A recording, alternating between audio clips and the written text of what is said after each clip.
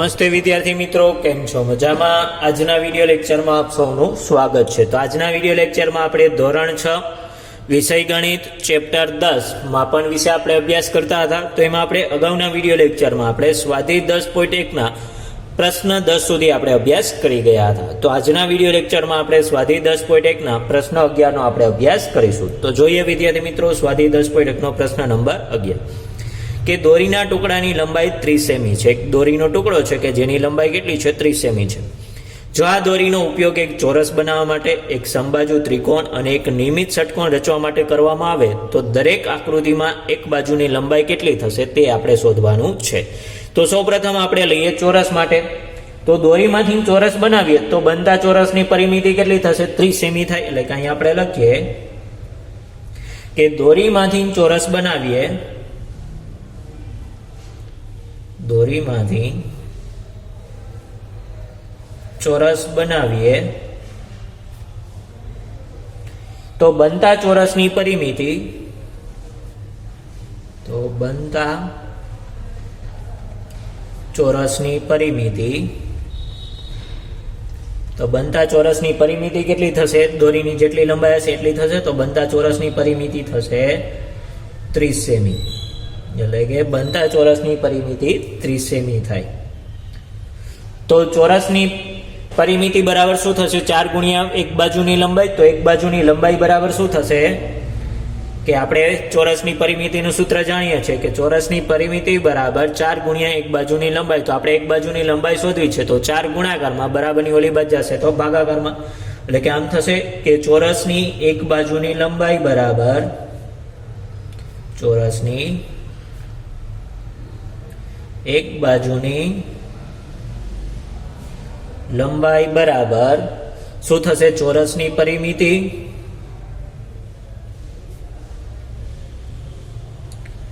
છેદમાં આવશે 4. તો ચોરસની પરિમિતિ કેટલી છે? 30. 30 ના છેદમાં 4. તો 30 ભાગ્યા 4 કરશો એટલે આપણને મળશે 7.5. કે 30 ભાગ્યા 4 કરીએ એટલે આવશે 7 ચોક 28 અને અડધો બીજો એટલે આવશે 7.5 સેમી. એટલે કે 30 ભાગ્યા 4 કરતા આપણને જવાબ મળશે 7.5 સેમી. તો આમ બનતા ચોરસની એક બાજુની લંબાઈ કેટલી થશે? 7.5 સેમી. એટલે કે આમ બનતા ચોરસની એક બાજુની લંબાઈ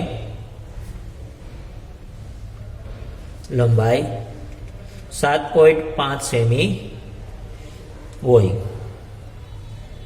કે આમ બનતા ચોરસની એક બાજુની લંબાઈ કેટલી હોય? તો આમ બનતા ચોરસની એક બાજુની લંબાઈ 7.5 સેમી હોય. તો હવે દોરીમાંથી આપણે એક સમબાજુ ત્રિકોણ બનાવીએ. કે શું આપેલું છે? કે દોરીમાંથી એક સમબાજુ ત્રિકોણ બનાવીએ. એટલે કે બીજો ઓપ્શન લઈએ કે દોરીમાંથી એક સમબાજુ ત્રિકોણ બનાવીએ તો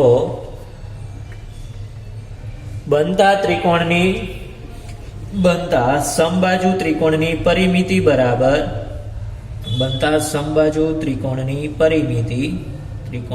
પરિમિતિ કેટલી થશે? દોરીની લંબાઈ જેટલી થશે. તો દોરીમાંથી જો આપણે એક સમબાજુ ત્રિકોણ બનાવીએ તો બનતા સમબાજુ ત્રિકોણની પરિમિતિ કેટલી થશે? દોરીની લંબાઈ જેટલી જ આવશે, 30 સેમી થાય. હવે એક સમબાજુ ત્રિકોણની પરિમિતિ બરાબર શું થશે? તો આવશે 3 ગુણ્યા ત્રિકોણની એક બાજુની લંબાઈ. એટલે કે અહીં આપણે લખીએ કે સમબાજુ ત્રિકોણની પરિમિતિ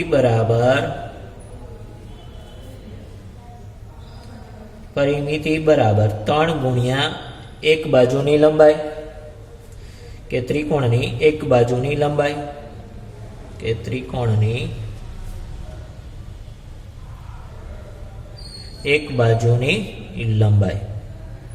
તો આપણે એક બાજુની લંબાઈ શોધવી છે તો આ 3 ગુણાકારમાં બરાબરની ઓલી બાજુ હશે તો ભાગાકારમાં આવશે. તો સમબાજુ ત્રિકોણની એક બાજુની લંબાઈ, સમબાજુ ત્રિકોણની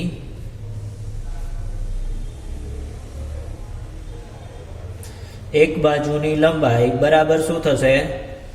તો આવશે સમબાજુ ત્રિકોણની પરિમિતિ છેદમાં 3 એટલે કે અહીંયા આવશે ત્રિકોણની પરિમિતિ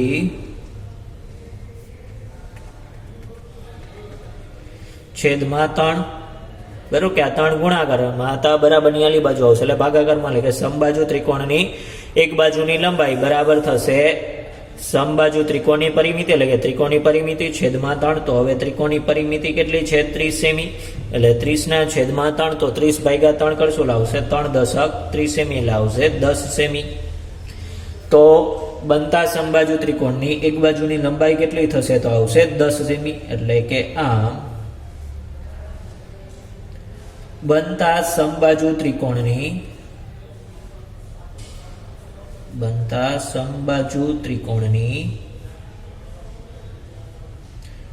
એક બાજુની લંબાઈ 10 સેમી હોય કે આમ બનતા સમબાજુ ત્રિકોણની એક બાજુની લંબાઈ કેટલી હોય 10 સેમી હોય ત્યારબાદ હવે શું કરવાનું છે નિયમિત ષટકોણ બનાવવાનો છે તો નિયમિત ષટકોણ બનાવીએ તો એની જે પરિમિતિ કેટલી થશે દોરીની લંબાઈ જેટલી થશે એટલે કે અહીં આપણે લખીએ કે દોરીમાંથી એક નિયમિત ષટકોણ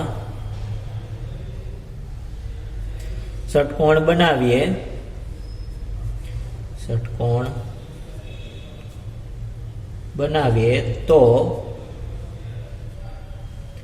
બનતા નિયમિત ષટકોણની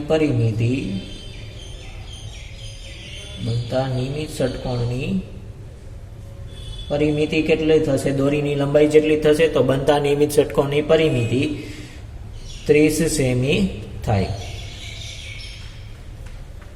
બરોબર કે દોરીમાંથી એક નિયમિત ષટકોણ બનાવીએ તો બનતો જે નિયમિત ષટકોણ છે એ બનતા નિયમિત ષટકોણની પરિમિતિ કેટલી થશે 30 સેમી થાય તો હવે નિયમિત ષટકોણની પરિમિતિ બરાબર શું થશે તો આવશે 6 ગુણ્યા એક બાજુની લંબાઈ એટલે કે આવશે 6 ગુણ્યા એક બાજુની લંબાઈ એટલે આવશે નિયમિત ષટકોણની પરિમિતિ બરાબર 6 ગુણ્યા ષટકોણની એક બાજુની લંબાઈ 6 ગુણ્યા ષટકોણની એક બાજુની લંબાઈ બરોબર એટલે કે નિયમિત ષટકોણની પરિમિતિ બરાબર થશે 6 ગુણ્યા ષટકોણની એક બાજુની લંબાઈ તો આપણે ષટકોણની એક બાજુની લંબાઈ શોધવી છે તો આ 6 ગુણાકારમાં બરાબરની ઓલી બાજુ જાવ તો ભાગાકારમાં આવશે એટલે આમ થશે કે ષટકોણની એક બાજુની લંબાઈ બરાબર ષટકોણની એક બાજુની લંબાઈ બરાબર શું થશે ષટકોણની પરિમિતિ કે નિયમિત ષટકોણની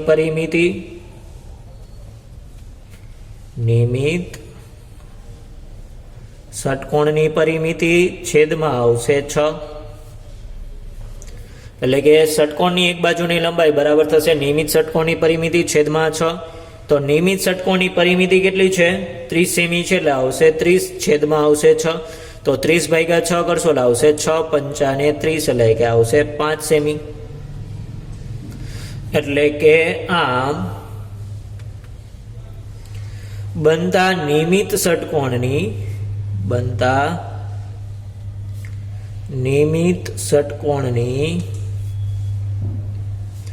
એક બાજુની લંબાઈ આમ બનતા નિયમિત ષટકોણની એક બાજુની લંબાઈ કેટલી હોય 5 સેમી હોય કે આમ બનતા નિયમિત ષટકોણની એક બાજુની લંબાઈ કેટલી હોય તો આવશે 5 સેમી હોય તો અહીંયા આપણે 11મો દાખલો પૂર્ણ કર્યો હવે જોઈએ 12મો દાખલો તો 12મો દાખલો અહીંયા આપણને આપેલો છે કે એક ત્રિકોણની બે બાજુના માપ 12 સેમી અને 14 સેમી છે જો આ ત્રિકોણની પરિમિતિ 36 સેમી હોય તો તેની ત્રીજી બાજુનું માપ શોધો તો આપણે જાણીએ છીએ કે ત્રિકોણની પરિમિતિ બરાબર શું થશે ત્રિકોણની બધી બાજુના માપનો સરવાળો તો આપણે અહીંયા લખીએ કે ત્રિકોણની પરિમિતિ બરાબર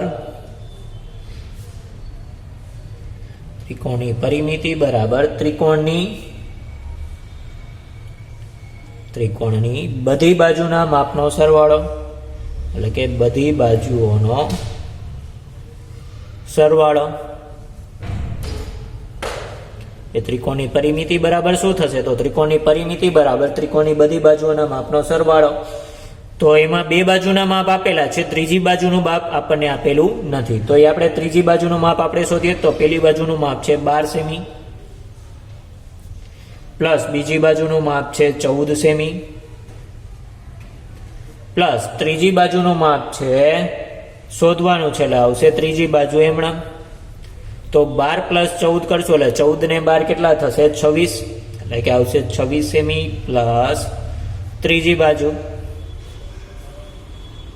તો હવે આપણને ત્રિકોણની પરિમિતિ આપેલી છે કે ત્રિકોણની પરિમિતિ કેટલી છે? 36 સેમી છે. એટલે કે અહીંયા આપણને આપેલું છે કે ત્રિકોણની પરિમિતિ બરાબર છે 36 સેમી, એટલે કે ત્રિકોણની પરિમિતિ બરાબર 36 સેમી. તો ત્રિકોણની પરિમિતિ બરાબર આપણને શું મળ્યું? 26 સેમી પ્લસ ત્રીજી બાજુ. તો ત્રિકોણની પરિમિતિની જગ્યાએ આપણે એ લખી શકીએ કે 26 સેમી પ્લસ ત્રીજી બાજુ બરાબર થશે 36 સેમી.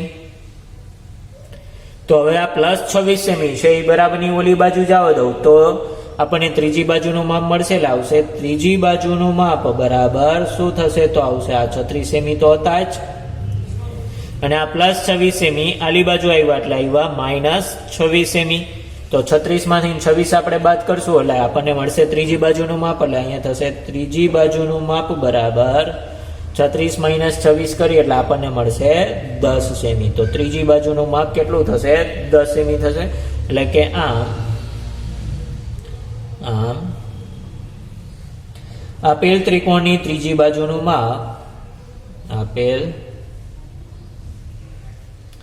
ત્રિકોણની ત્રીજી બાજુ